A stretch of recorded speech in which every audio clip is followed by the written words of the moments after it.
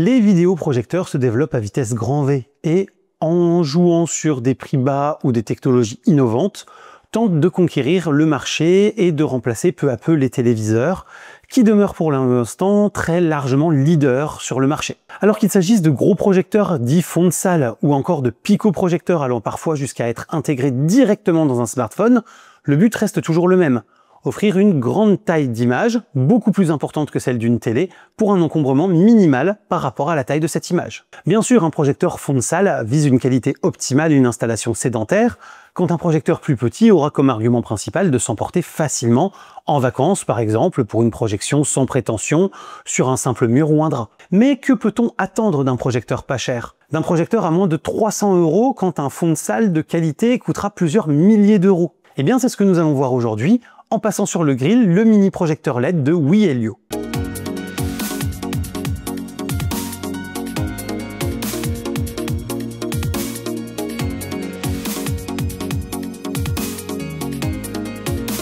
Bonjour à toutes et à tous et bienvenue dans cette nouvelle vidéo consacrée à l'univers des nouvelles technologies et aujourd'hui plus particulièrement à celui de l'image avec le test du projecteur WeHelio ATM269D. Et avant tout, si vous aimez cette vidéo et mon contenu, pensez au clap, le commentaire, le like, l'abonnement et le partage.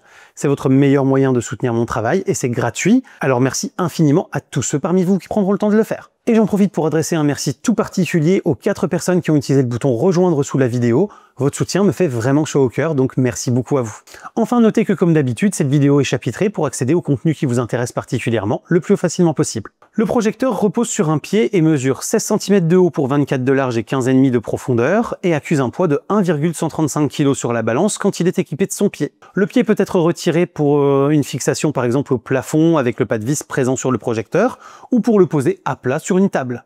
Il ne mesure alors plus que 8 cm de haut pour 20 de large et 15,5 de profondeur, et ne pèse alors que 860 grammes. Sur l'avant, on retrouve la lentille de projection et le capteur d'adaptation automatique du trapèze sur lequel nous reviendrons. Sur le dessus, au niveau de l'optique, on retrouve une molette pour la mise au point manuelle du point de focus, le bouton de mise sous tension et d'extinction, et un autocollant pour obtenir 2 ans de garantie produit, qui est quand même normalement la durée normale européenne, et qui indique également comment brancher le câble d'alimentation. À l'arrière, on retrouve une connectique comportant 5 ports, une sortie audio jack, une entrée vidéo jack pour l'utiliser avec un câble RCA vers jack pour y relier des entrées analogiques, type Péritel ou ce genre de choses, un port HDMI dont je n'ai pas pu retrouver la norme dans la documentation du produit, et 2 ports USB, certainement des ports USB 2 limités à 480 Mbps, ce qui est suffisant pour ce type de produit, une vidéo Full HD bien codée, n'ayant guère besoin de plus de 20 ou 25 Mbps maximum. C'est également ici que l'on retrouve le port d'alimentation standard, permettant donc le remplacement facile du câble si on en a besoin. On aperçoit aussi le haut-parleur qui équipe ce projecteur, mais on reviendra sur ce dernier plus particulièrement plus tard. Pour projeter l'image, il s'appuie sur une matrice TFT avec un éclairage LED. En gros, c'est comme si vous utilisiez l'écran d'un smartphone de définition 1920 par 1080 et placiez une lumière derrière pour projeter l'image sur un autre support. C'est à ce jour la technologie la moins chère et c'est donc logique de la retrouver sur un projecteur de cette gamme tarifaire. Je vous remets d'ailleurs en fiche pour les plus curieux une vidéo d'un gars qui avait fabriqué son propre projecteur 4K avec cette méthode de projection. Le projecteur dispose d'un ratio de projection de 1,4 pour 1. Concrètement, cela veut dire que placé à 1,40 m de l'écran, vous aurez un écran de 1 mètre de large et il annonce une luminosité de 350 lumens à NSI. Il permet normalement une projection allant de 35 à 240 pouces de diagonale.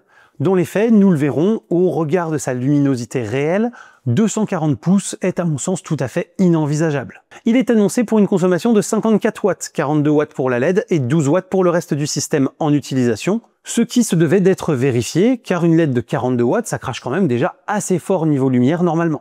Et dans les faits, la conso de test n'a jamais dépassé 49 watts en tout.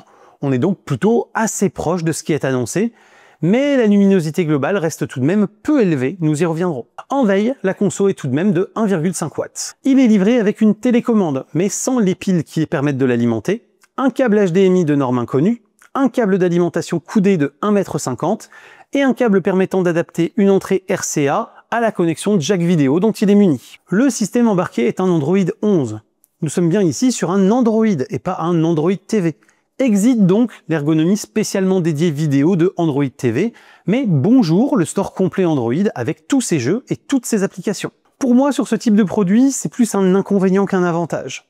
En effet, se connecter à son compte Google ou Netflix nécessitera de taper ses identifiants et ses mots de passe en toutes lettres à l'aide de la télécommande, là où sur Android TV, un scan d'un QR code avec son smartphone suffit souvent pour faire la liaison. Sinon, il faudra impérativement lui adjoindre un combo clavier-souris pour un usage plus optimal, mais n'étant pas fourni, ce sera toujours ça en plus. Dans les faits, le hardware embarqué, non détaillé même dans les menus d'Android, est suffisamment évolué pour faire tourner des petits jeux pas trop gourmands, sans ressentir trop de ralentissement. Le souci principal étant qu'avec une simple télécommande, la majorité de ces jeux ne sera tout simplement pas jouable.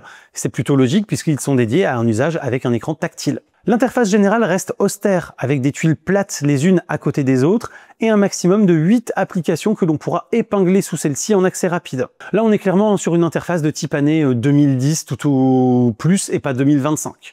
Mais bon, ça fait le job, c'est utilisable à défaut d'être joli ou agréable. Alors évacuons tout de suite la question du son. À mon sens, il est absolument horrible. Mais c'est malheureusement souvent le cas, même sur des projecteurs plus onéreux. En termes de puissance comme de qualité, mon smartphone fait mieux, alors qu'il n'est clairement pas dans les ténors du genre à ce sujet. Intéressant, que faut-il regarder lorsqu'on prépare son projet? C'est tout cela que je vous propose de voir aujourd'hui, et même plus encore. Générique!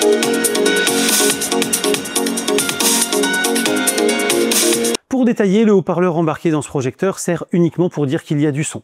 À mon sens, suivre un film ou une série par son intermédiaire est absolument inenvisageable, même si ma chérie tempère et me dit qu'elle pourrait sans problème suivre une série ou un film avec cette qualité de son. Les basses sont totalement absentes, les aigus sont inexistants, et les médiums qui en sortent sont vraiment très concentrés sur un petit spectre. Bref, ce n'est vraiment pas fameux. Il faut absolument vous dire que, à mon sens, l'usage de ce projecteur se fait de concert, soit avec un casque ou une enceinte Bluetooth, ou même éventuellement une enceinte filaire via le port jack audio out qui équipe ce vidéoprojecteur. De plus, le ventilateur du projecteur est quand même particulièrement audible et nécessitera donc un minimum de puissance sonore pour être couvert correctement et ne pas gêner votre visionnage. Bon, et pour l'image, eh bien ce n'est pas brillant non plus, mais il faut d'abord que je vous indique 2-3 choses à mon sujet. Niveau télé, j'ai une Sony 4K 75 pouces de très bonne qualité.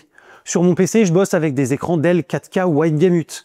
Et niveau projecteur, ceux que j'ai pu tester le plus dans ma vie, c'est-à-dire que j'ai possédé ou que j'ai pu tester sur le long terme, sont des projecteurs plutôt haut de gamme, puisqu'il s'agissait de Epson EH-LS12000B, le Sony VPL XW5000ES ou encore le JVC DLA NZ700, dont les prix s'échelonnent de 4000 à 9000 euros. Donc bien évidemment, ce projecteur qui est vendu pour 240 € sur Amazon ne saurait proposer une qualité d'image équivalente, c'est une évidence, et j'en suis parfaitement conscient, il faut bien être clair. Ce n'est d'ailleurs pas du tout ce que je demande à ce type de produit. Je peux parfois être con, mais bon, quand même pas à ce point-là. Cependant, sans en attendre autant, parce que les produits ne sont bien sûr pas du tout de la même gamme, je ne m'attendais quand même pas à ça. Pour moi, ce type de projecteur, c'est vraiment du dépannage et rien d'autre. Niveau luminosité, le contraste est très faible, sauf à l'utiliser dans le noir complet, ce qui contraindra déjà pas mal son usage. Ensuite, en termes de piqué d'image et de netteté, la lentille est de trop mauvaise qualité pour obtenir une image nette partout. Regardez plutôt. Testé sur un écran dédié chez Aurélien, que les habitués de la chaîne d'ailleurs connaissent bien. Si le haut à gauche de l'image est net, alors toute la partie à partir du milieu, tant en bas qu'à droite, est floue. Et avec une netteté correcte sur le centre de l'image, les bords se retrouvent alors particulièrement dégradés, au point qu'on ne peut même plus me reconnaître sur la photo en haut à gauche. Projeté sur un mur blanc pas du tout dédié à cet usage, ce qui sera sans doute la façon de faire d'une majorité d'acheteurs de ce type de produit, c'est pire puisqu'on perd encore en luminosité et en contraste, sans rien ajouter au pilier de l'image. Et donc, en termes de taille d'image possible, vous voyez déjà, avec une image de seulement 32 pouces de diagonale, comme le contraste et la luminosité sont très en retrait par rapport à mon écran Dell UP3216Q. Alors, imaginez-vous avec une image de 240 pouces de diagonale qui va diluer encore la luminosité. Ça donne à peu près ça, et en comparaison, je vous ai affiché mon smartphone avec la luminosité minimale pour vous permettre de comparer. Alors c'est un souci que j'aurais pu comprendre et accepter sur un picoprojecteur portable avec batterie vraiment compacte et qui aurait été vendu moins d'une centaine d'euros. Mais pas pour un produit à 240 € et nécessitant un positionnement sédentaire et une prise de courant pour fonctionner convenablement. Alors donc, à quel usage se destine ce genre de projecteur? Eh bien pour moi, uniquement un usage très occasionnel, hyper récréatif et sans espérer avoir la moindre qualité d'image. Pour avoir de quoi regarder vite fait des vidéos en vacances ou en camping, pourquoi pas? Ou alors lors d'une soirée entre potes pour avoir un grand drap tendu dans le jardin et regarder un truc sans vraiment nécessiter une qualité d'image optimale.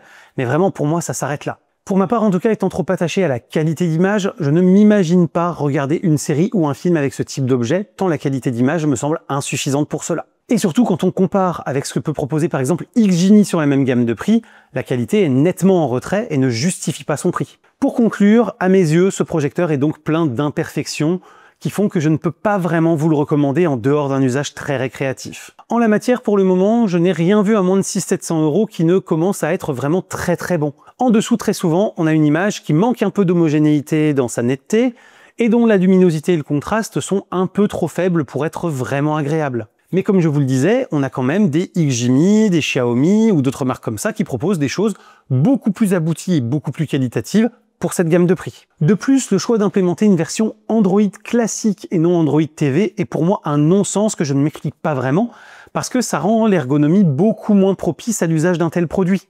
Et ce n'est pas les quelques applications que ça va vous permettre d'installer en échange qui vont compenser cet état de fait. Nous voilà en tout cas arrivés au terme de cette vidéo qui j'espère vous aura plu et vous aura appris des choses. Si c'est le cas, n'hésitez pas à commenter, liker, vous abonner et partager, c'est le fameux clap. Vous avez également Tipeee, le bouton rejoindre et la boutique sous la vidéo et dans la description qui permettent de me soutenir financièrement en échange d'avantages exclusifs ou de goodies que je vous invite à découvrir. Et quant à moi, je vous dis à très bientôt pour plein de prochaines vidéos, photos, techno, informatique et jeux vidéo qui font le contenu de la chaîne au quotidien. D'ici là, continuez de rester curieux et de regarder des vidéos sur YouTube. Salut à tous, bye bye.